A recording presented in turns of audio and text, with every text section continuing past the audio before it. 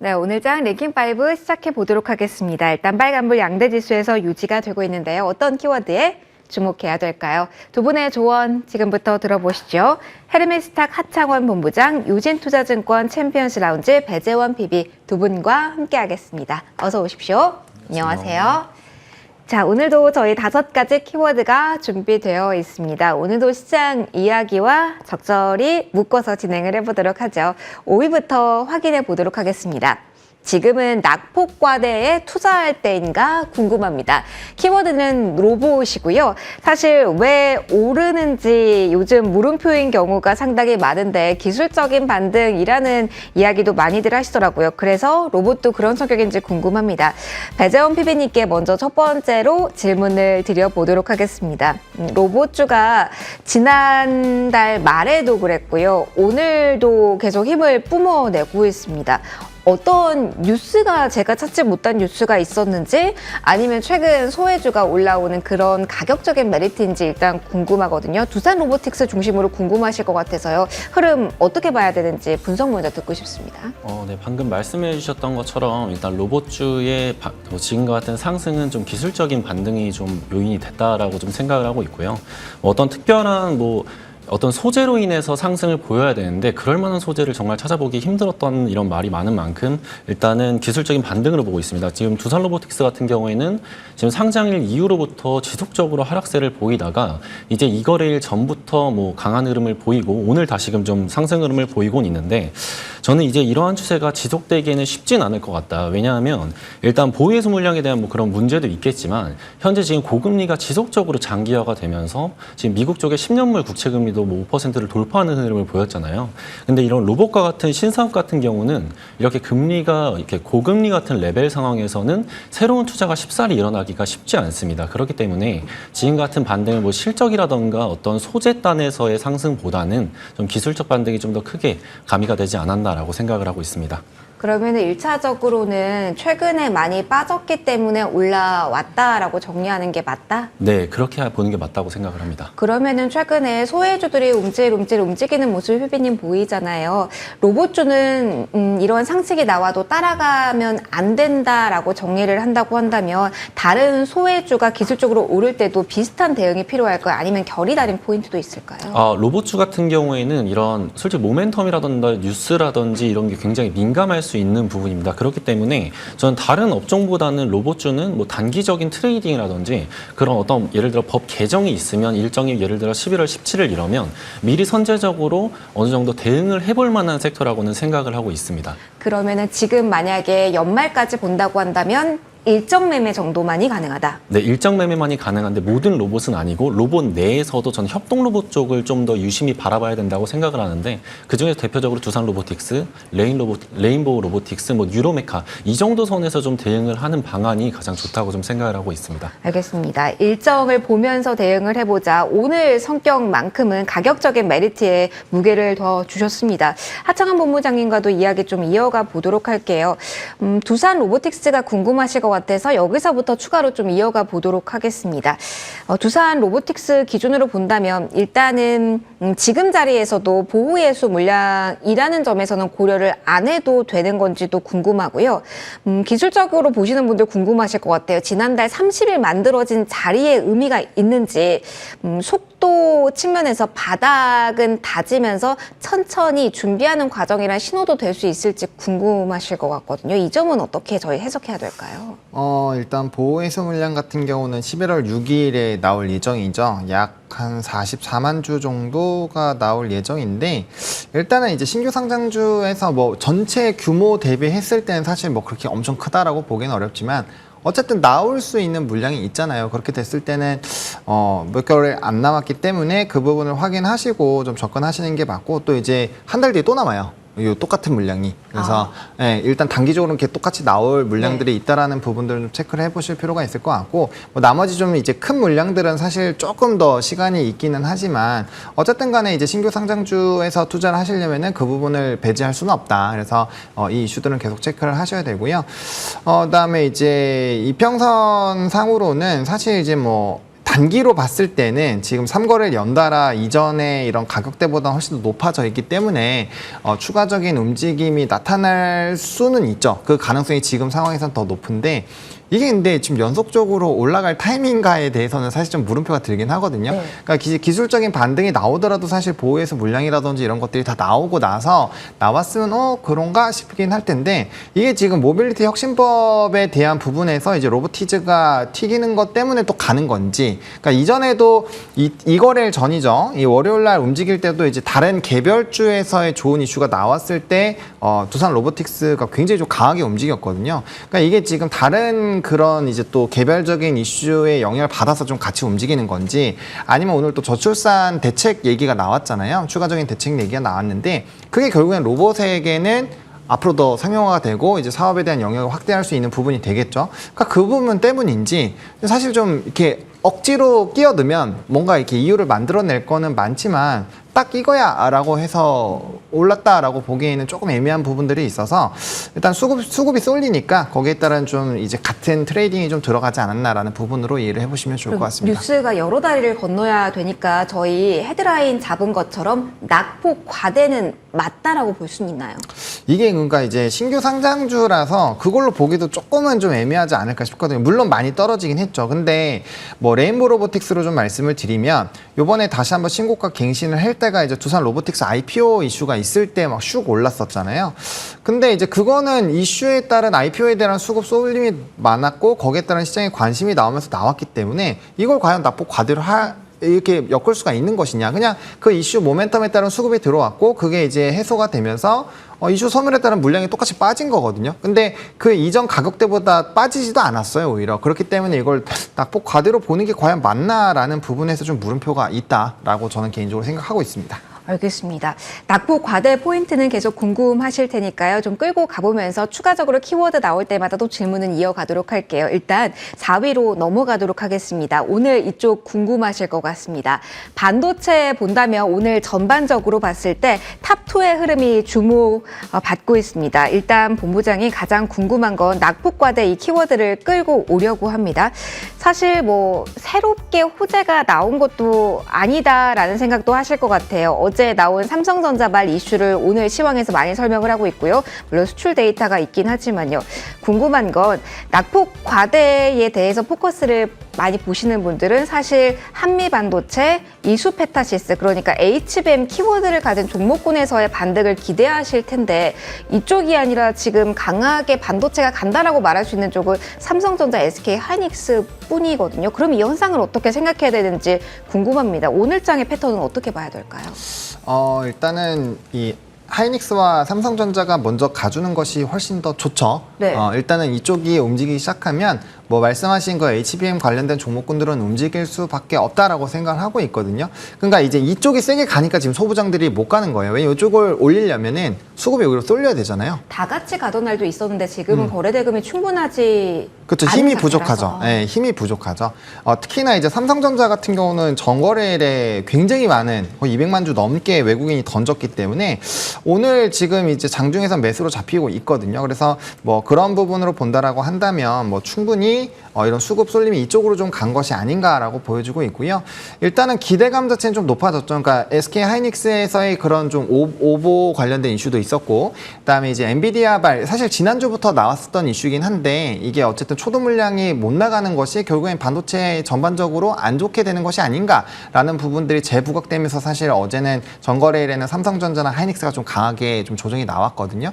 근데 이제 또 컨컬에서 어쨌든 좀 확실하게 삼성전자가 힘을 실어준 거는 HBM에 대한 어쨌든 공급 부분이 2.5배 늘어날 거다라고 아예 박아놨기 때문에 공급사에 대해서는 언급을 안 했죠. 아마 그거를 확인하시기는 쉽지 않을 것 같아요. 왜냐하면 비밀 계약일 확률이 높아서 그 부분은 이제 점진적으로 어쨌든 시간이 가다 보면 네. 또 자연스럽게 좀 알 수 있는 부분이지 않을까라고 보고 있고, 근데 이제 엔비디아면 사실 제일 베스트긴 하겠죠. 그걸 가정하고 몰리는 수급이라고 오늘 봐야 될 수도 있지 않을까. 근데 사실상 이제 공급 부분에서 2.5배나 늘릴 수 있는 게 과연 네. 어디가 있을까라고 한다면 약간 그쪽으로 귀결이 되기는 하죠. 그래서 뭐 물론 정확하진 않지만 어쨌든 그런 시장에서의 충분한 관심은 높아질 수 있다라고 보시면 좋을 것 같고, 그다음에 사실상 삼성전자 같은 같은 경우는 HBM3에 대한 이런 양산 자체 시기가 9월이 예정이었는데 그게 미뤄졌잖아요. 4분기로 미뤄지는 콘콜 다뤄 보시면은 이게 4분기로 미뤄지고 또 HBM3E에 대한 부분들은 이제 뭐 향후 24년에 대한 이런 목표치로 나와 있는 상황이거든요. 근데 어쨌든 중요한 건 대량 생산이 늘어날 거고 이제 생산 라인이 바뀌는 부분에서의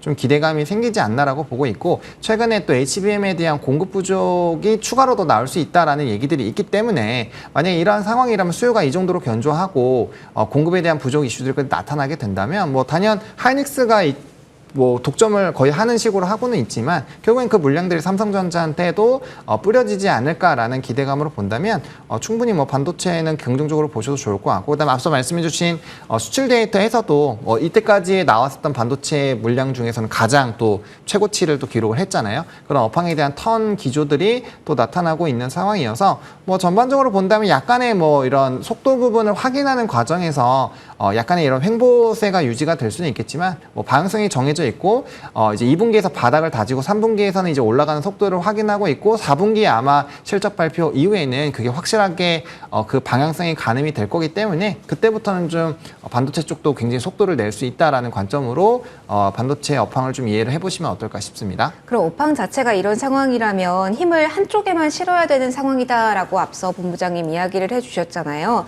그러면은 어느 정도 박스권에서 지금 흐름이 나오는데 디스플레이 성격도 강한 탑2에 대한 공략을 더 힘줘서 해야 되는 건지 아니면 가격적인 메리트 생각을 하시는 분들은 HBM 대장주를 지금 생각을 하실 것 같거든요.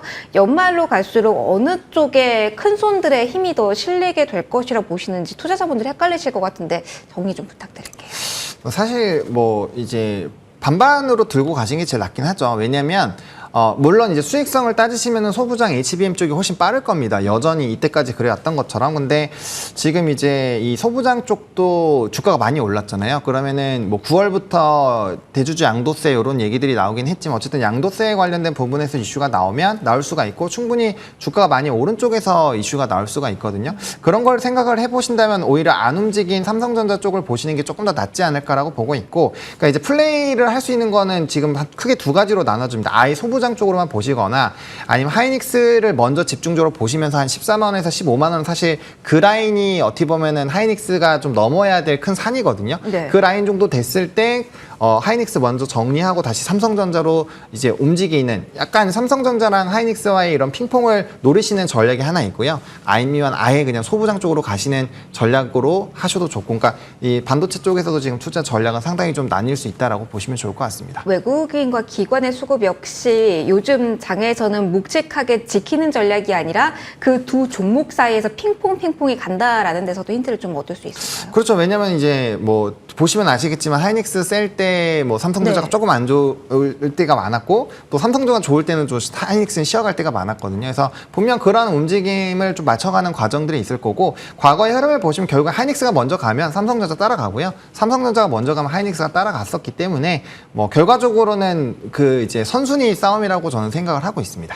알겠습니다. 반도체에 대해서 추가적인 의견 또 들어보도록 하겠습니다. PB님의 의견도 들어보도록 할게요. 그러면 어제 오후장의 상황과 오늘이 가장 상반되는 종목 중심으로 좀 이야기 일단 시작을 해볼게요. 어제 SK 하이닉스 쪽에서의 오보라고 합니다. 그 이야기가 나오면서 HBM에 대한 키워드가 상당히 많이 흔들린 바 있습니다. 오늘 정도의 흐름이면은 그게 오보였다라는 가정 아래 다 메꿨다라 볼 수 있는지, 만약에 이유가 확실한 악재였다면 지금 구간에서 조금 더 위로 올라갈 이야기가 단기적으로는 조금 더 펼쳐질 수 있을 거라 보시는지 궁금하거든요. 해당 종목 흐름은 어떻게 보세요? 일단 어제 만약에 사실이 오보가 아니었다면 일단 오늘도 정말 큰 낙폭이 있었겠죠. 왜냐하면 그동안의 반도체주들의 반등을 이끌었던 소재 자체가 HBM의 무게가 굉장히 크기 때문에.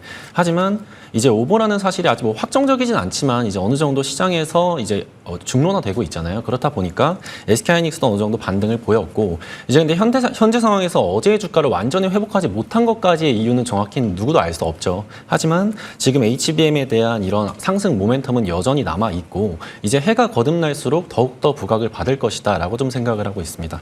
그렇다면 지금 11월 첫 번째 거래일이거든요. 지금 중심으로 봤을 때는 HBM 키워드를 언제나 강조를 해주셨잖아요. 워낙 12월 말에 힘들었고 그러면서 반도체 역시 고전했기 때문에 11월 들어서는 바뀌신 HBM의 투자 포인트가 있으실지도 이어서 좀 알려주세요.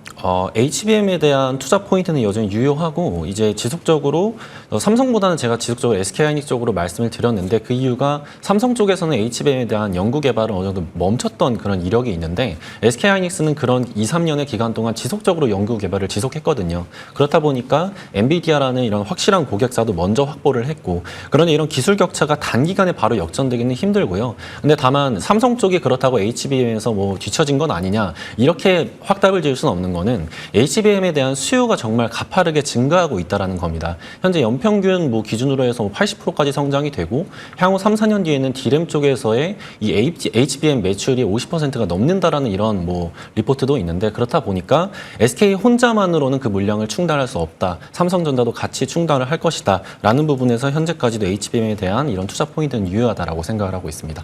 그러면 하나 궁금한 게 SK 향이 진한 쪽으로 묵직하게 기다리는 전략에 대해서 힘을 주시는 건지 일각에서는 그래도 삼성전자다 여기가 투자를 하면서 역전 가능성도 있다 덜 오른 만큼 여기다라는 시선도 좀 양분되거든요. 그럼 포인트 정리를 해주신다면 어느 쪽으로? 네. HBM은 저는 뭐 어느 쪽을 딱 비중을 둔다라고 하면 SK 하이닉스 쪽이지만 저는 그 두 개가 상반돼서 오르고 내리기보다 같이 상승할 것이라고 좀 더 생각을 하고 있기 때문에 두 분야에서 각자 뭐 분산으로 투자하시는 것도 되게 좋은 방안이라고 생각을 하고 있습니다. 분산해서 그리고 분할 매수 천천히 이런 조언들이 좀 많이 잇따르고 있는 것 같습니다. 일단 반도체에 대한 이야기 이쯤에서 마무리하고요. 오늘 실적 키워드로 강하게 움직이는 쪽 그리고 뉴스 안고 있는 쪽 조명해 보도록 하겠습니다. 3위 가볼까요? 안타깝죠. 전쟁 이슈 계속 이어지고 있습니다. 진행형이고요. 호실적 이 가운데 나온 기업이죠. 수주 모멘텀도 안고 있다라고 합니다. 피비님과 계속 이어가도록 할게요. 오늘 방산 잘 갑니다. 최근에 지수 흔들림에 있어서도 방산주에 대해서는 꾸준하게 추세가 만들어진 종목도 꽤 보이는데요. 일단 최근에 이 분위기가 궁금하실 것 같아요. 호실적이 나왔다고 하더라도 뭐 현대차 대표적이죠. 호실적이 연속적으로 주가에 강한 트리거 역할을 하는 경우가 많지 않았어서 오늘 이 호실적으로 갈 수 있는 영향력, 그 무게감이 어느 정도인지 거기에 대한 분석 먼저 방산주 흐름 덧붙여서 듣고 싶습니다. 네, 일단 방산 쪽 같은 경우에는 뭐 이전에 뭐 하나 시스템 같은 경우에도 방산 쪽의 실적이 좋았고 뭐 하나에어로스페이스 같은 경우에도 이번에 괜찮게 실적이 나왔잖아요.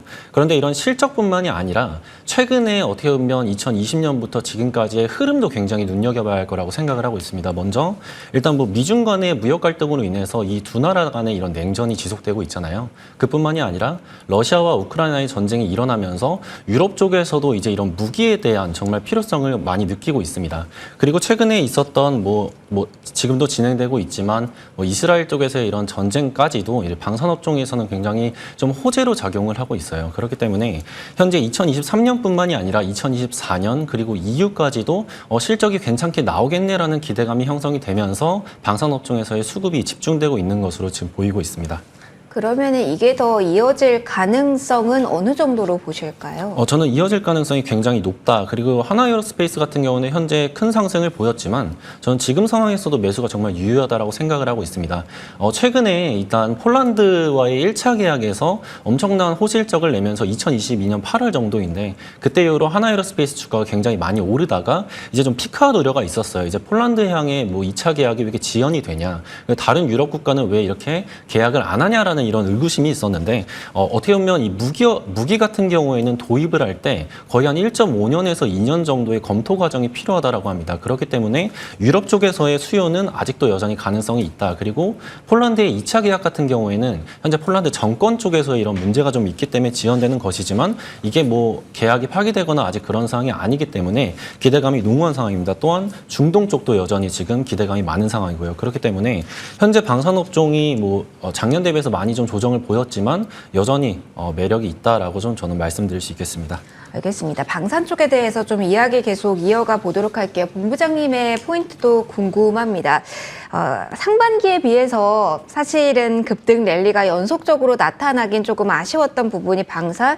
제 기억이 맞다면 순방에 관한 이벤트가 있을 때만 좀 들썩임이 있었던 것 같은데 최근의 흐름이 조금 헷갈립니다. 어제 같은 경우는 한국항공우주가 말 그대로 급락이 나오면서 10%대 하락. 그리고 오늘 하나에어로스페이스는 급등. 급등락이 워낙 지금은 순식간에 일어나는 장이라서 방산 역시 조심스럽게 봐야 되지 않을까라는 생각을 동시에 하실 것 같거든요. 묵직한 종목인데 최근 급등락 폭이 큽니다. 그러면 어떻게 재료에 대한 반응도를 봐야 되는 건지 어떻게 포인트 저희 정리하고 가야 될까요? 일단 요즘 시장 자체가 실적에 굉장히 좀 민감하게 반응을 하고 있습니다. 네. 그래서 섹터보다는 일단 실적이 안 좋으면 이전보다는 훨씬 더 크게 좀 박살이 나는 편이고요. 좋아도 사실 크게 반영이 안 되는 부분이죠. 근데 사실 이제 방산주 같은 경우는 실적에 대한 기대감이 어느 정도는 좀 낮아진 상황이었잖아요. 왜냐면 수주 잔고도 많이 늘어나고 한 건 맞지만 이렇게까지 좋을까 싶었는데 하나 에어로스페이스가 그 틀을 좀 깨주고 하나 시스템도 마찬가지다 보니까 좀 주가가 장중에 좀 크게 오르고 있다라고 보여주고 있고요. 앞서 말씀 주신 것처럼 이제 2차 계약이 안 나오는 주 요인이 결국엔 이제 수출입은행에서 법정 자본금 한도죠. 그게 이제 크게 땡기더라도 크게 자금 조달을 하더라도 6조 정도밖에 안 될 겁니다. 근데 1차보다 2차 규모가 훨씬 더 크기 때문에 사실상 이제 돈을 빌려서 할 수가 없는 상황인 거죠. 그러니까 이제 진행이 안 되고 미뤄지는 건데 또 이제 정권이 바뀔 수도 있고 이게 뭐 국회에서의 시간이 좀 오래 걸릴 거라고 예상을 하고 있기 때문에 이게 그래서 좀 시간이 딜레이가 되지 않을까. 이런 얘기들이 나오면서 이제 좀 대형주들이 수주 탄력도가 떨어지게 되는 거죠. 그래서 뭐 지금 업황이라든지 이런 지정적 리스크가 발생을 하면서 이런 정부에서의 방산 정책 자금은 계속 늘어나겠죠. 여러 국가에서 늘어나는 건 맞지만 과연 이게 이제 돈을 먼저 선으로 내서 할 수 있는 나라들이 과연 얼마나 있을까? 그런 부분을 봤을 때 이 수출입 은행에서의 이 한도가 사실상 좀 큰 대형 종목군들에서 좀 발목을 잡고 있다라고 보시는 게 맞지 않을까라고 보고 있고요. 그다음에 지금 이제 방산 쪽에서 움직이는 쪽이 이스라엘 쪽에 납품 이력이 있었던 종목군들이 뭐 지정적 리스크 격화에 따라서 좀 움직임이 나타나고 있고 최근에는 이렇게 이제 전쟁이 장기화가 되면 뭐 총알이라든지 이런 포탄에 대한 이슈가 되지 않을까라는 부분에서도 연관성이 있는 종목군들이 좀 움직이고 있기 때문에 현재 방산주를 보실 때는 세 가지 부분을 논아서 보셔야 되고요. 앞서 말씀드린 것처럼 장기적인 관점으로 본다면 당연히 대형 쪽으로 보셔야죠. 근데 이제 단기적인 관점으로 보신다고 한다면 어쩔 수 없이 이제 뒤에 말씀드린 그 두 가지 쪽으로 방산을 좀 이제 압축해서 보셔야 된다라고 좀 정리해 드리고 싶습니다. 정책적인 이야기, 실적에 대한 이야기 해주셨는데요. 이게 이슈화가 될지도 궁금해서 요거 하나만 봐주세요. 한국항공우주연구원 압수수색 관련된 이야기도 있잖아요. 일각에서는 어제 흐름과 이게 연결고리가 있는 게 아닌가? 그렇다면 주가에 어떤 방향으로 해석이 돼야 되는지도 헷갈릴 것 같거든요. 관련된 이슈가 잡음이 있다면 이건 어떻게 저희는 봐야 될지 간단하게 포인트 주신다면요. 사실 일단은 그 이슈가 나오고 났을 때 주가가 뭐 엄청 빠지거나 그러진 않았거든요. 그래서 지금 상황에서는 좀 제한적이지 않을까라고 보고 있는데 만약에 이게 뭐 엄청나게 큰 뭐 영향을 주는 이런 유출이다라고 한다면 좀 얘기가 달라질 수 있겠죠. 그래서 그 강도에 따라서 주가의 좀 방향성은 달라질 수 있지 않을까라는 생각입니다. 워낙 방산가 같은 경우는 뉴스 민감도가 높아서요. 뉴스 네. 계속 체크하실 필요가 있으실 것 같습니다. 계속해서 2위 가도록 할게요. 2차 전지주에 대한 이야기 해볼 겁니다. 일단 시장과 엮어서 하나 질문 가보고요. 전기차 수요 둔화가 미치는 영향권에 대해서도 이야기 나눠볼게요. 피비니가 먼저 이 이야기 해보도록 할게요. 사실 뭐 좋아진다, 언제쯤 좋아진다 뭐 이걸 다 떠나서 많이 내렸으니까 반등 탄력을 기대하셨을 것 같은데 오늘 지수가 힘을 더 추가로 못 받는 게 반도체가 조금은 달려주는데 2차 전지가 플러스 알파의 시세를 보여주지 못해서일지 일단 궁금합니다. 이 정도면은 힘이 약한 편이라고 저희는 생각을 해야 될까요? 지금 힘이 약하다고 생각을 할 수 있습니다. 그 이유가 반도체와는 다르게 2차 전지 업종 같은 경우는 제가 저번에서도 비슷하게 말씀을 드렸는데 업황이 정말 좋았다가 살짝 안 좋아지는 구간이고 반도체는 그 반대잖아요. 안 좋았다가 좀 반등을 보이는 구간이기 때문에 좀 흐름에 있어서 차이를 보이고 있습니다.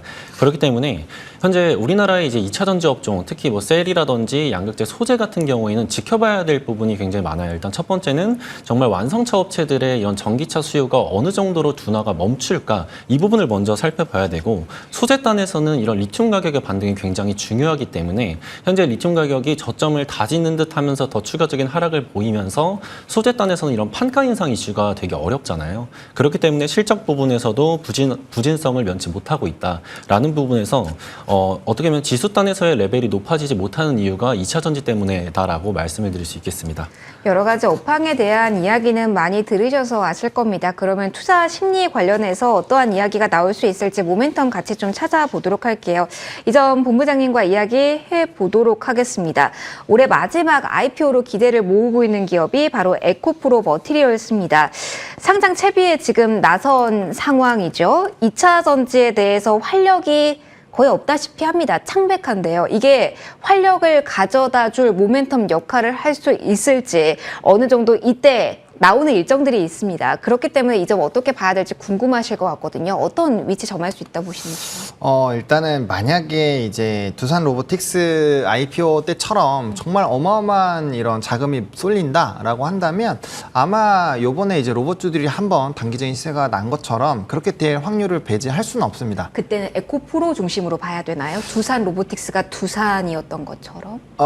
저는 오히려 이제 포스코 쪽을 보시는 게 더 낫지 않을까 싶은데 왜냐하면 이제 에코프로가 결국엔 지주사로 이제 생각을 하셔야 되잖아요. 근데 에코프로 머티리얼즈가 빠져나가게 됐을 때 이런 더블 카운팅 부분을 생각하셔야 되고 물론 이제 뭐 그 당일까지는 모르겠지만 이게 좀 연속성이 있다라고 한다면 오히려 조금은 부정적일 수 있지 않을까. 왜냐면 우리나라 뭐 카카오도 마찬가지고 지주회사로 바뀌었을 때 최대 단점이 주주 환원이 너무 약해요. 그러니까 주주 환원 자체를 좀 진행을 해줘야 지주사들이 어느 정도 이제 가격 밸류를 맞추고 거기에 따른 평가를 잘 받을 수가 있는데 그 부분이 굉장히 좀 낮다 보니까 지주사의 좀 한계들이 나타나는 부분들을 배제할 수가 없죠. 그래서 이 두산 쪽이 갔을 때도 두산이 뭐 물론 움직이긴 했지만 그때는 오히려 이제 램보 로보틱스 뭐 이런 기타 쪽이 훨씬 더 많이 올랐거든요. 그래서 아마 이쪽이 굉장히 흥행해서 움직인다면 저는 오늘도 뭐 탑머티리얼이라는 종목이 좀 급등이 나오고 있는데 요런 이제 자동화 시스템 쪽에서 뭐 이 종목이나 뭐 코인테크 이런 쪽 항상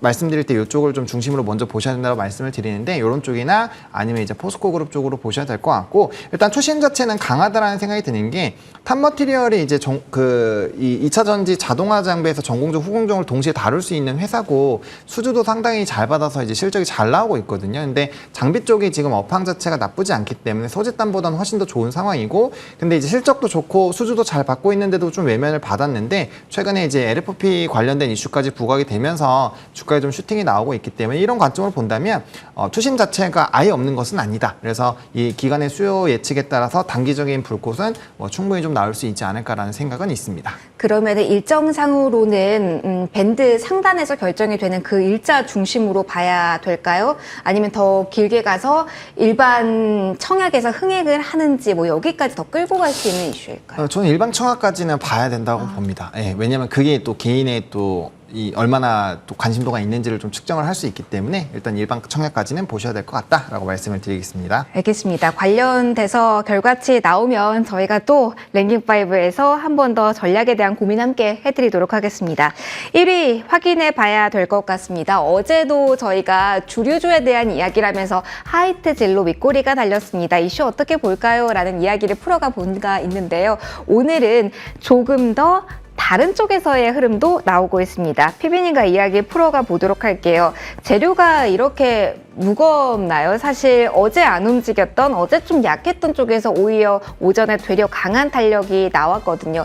정말 수익성 측면에서 더욱더 갈 수 있는 재료인지 아니면 지금 시장 분위기에 따라서 흐름이 나타나고 있는 건지 궁금합니다. 주류주 지금 포인트 잡아주신다면요? 일단 주류주 같은 경우에는 어떻게 보면 지금과 같은 고금리 상황에서도 좀 무난하게 접근을 해보실 수 있는 업종이다라고 좀 생각을 하고 있습니다. 뭐 음식료뿐만이 아니라 주류 같은 경우도 가격이 인상이 됐을 때 소비자한테 이런 물가 증가를 할 수 있는 업종이잖아요. 그렇기 때문에 뭐 지금과 같은 뭐 매크로적인 상황에서도 크게 영향을 받지 않는다. 다만 정말 이렇게 큰 상승을 보였을 때는 접근하기 좀 힘들지만 조정폭에서는 충분히 해볼 만하다.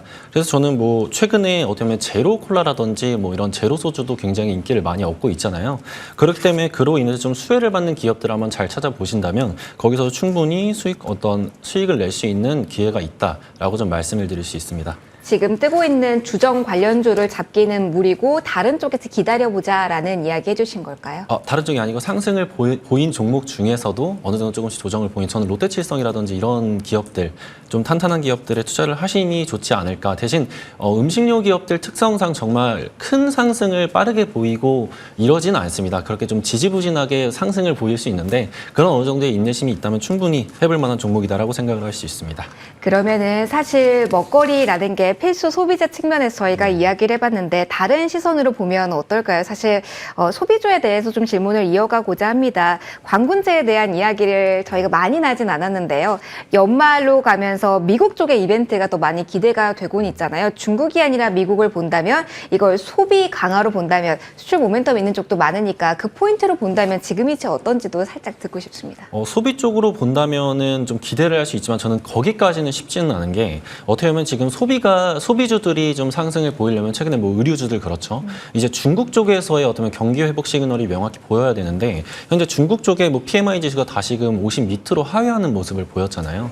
그렇다 보니까 여전히 중국 쪽 경기가 살아나지 않고 있다라는 점에서 이게 실적인 부분으로 접근을 하기보다 방금 말씀하신 뭐 관군제라는 이런 이벤트성으로의 접근은 가능할지 몰라도 이게 지속적인 상승 추세를 만들 거라고는 이렇게 쉽게 답을 내리지 못할 거라고 좀 생각하고 있습니다. 알겠습니다. 저희 원픽까지만 듣고 마무리하도록 할게요. 오늘 원픽은 하창한 본부장님께서 가져와 주셨는데요. 최근에 꾸준히 반도체에 대해서 타이밍 잡아주고 계십니다. 오늘도 그 흐름으로 이어가는 걸까요? 종목 공개 포인트 짚어주시죠. 네, 그래서 칩셋미디어라는 종목을 좀 소개를 드릴까 하는데 일단 반도체 쪽 종목이고요. 뭐 아시겠지만 이제 비디오 코덱 IP를 조금 이제 사업을 영위를 하고 있는데 뭐 사업 범위가 상당히 좀 다양합니다. 뭐 반도체 쪽, 카메라 쪽, 그리고 가전, 자동차, 뭐 모바일 쪽으로 해서 좀 다양하게 유지가 되고 있고요. 로열티 사업을 하는 회사입니다. 그래서 앞으로 반도체에 대한 이런 수요가 많이 늘어나고 이제 공급이 늘어날 때마다 사실상 IP가 늘어나면서 로열티 사업을 하고 있고요. 물론 반도체 업황이 좀 좋지 않았기 때문에 실적적인 부분에서는 좀 줄어들었지만 로열티 매출 부분에서는 뭐 거의 90% 전용 도움비 대비했을 때 굉장히 좀 많이 좋아지는 기조가 나타나고 있거든요. 그래서 이러한 기조들이 앞으로 더 가속화가 되면 됐지 사실 줄어들긴 좀 어렵다라는 부분이고 이제 IP가 굉장히 좀 중요한 회사여서 연구개발지가 결국엔 캐펙스 투자로 보셔야 되는데 그 부분이 상당히 좀 높다라는 점. 그다음에 이제 연말에 이제 NR 등을 보유한 NPU 관련된 또 출시가 기대가 되고 있기 때문에 이런 모멘텀들이 부각이 된다면 충분히 좀 주가의 상승력이 나타날 수 있지 않을까라고 좀 정리를 드리겠습니다. 그럼 가격적으로 어떻게 정리하고 갈까요? 네, 목표가는 일단 41,000원을 보고 있는 상황인데 사실상 전고점까지 좀 노려보셔도 좋을 것 같고요. 시장 자체가 좀 어렵기 때문에 단기 목표가라고 말씀을 드리겠고요. 매수 같은 경우는 뭐 최근에 좀 매수해보셔도 괜찮을 것 같습니다. 33,500원에서 35,000원까지 분할 매수 생각을 하고 있는 상황이고요. 손절 라인 같은 경우는 31,500원으로 보고 있는 상황입니다. 알겠습니다. 칩셋미디어 피비님께서도 추천을 해주신 종목인데요. 저희 꾸준하게 이 시간 체크를 해보도록 하겠습니다. 헤르메스탁 하창한 본부장, 유진투자증권 챔피언스 라운지 배재원 PB 두 분과 함께했습니다. 소중한 말씀 고맙습니다. 감사합니다.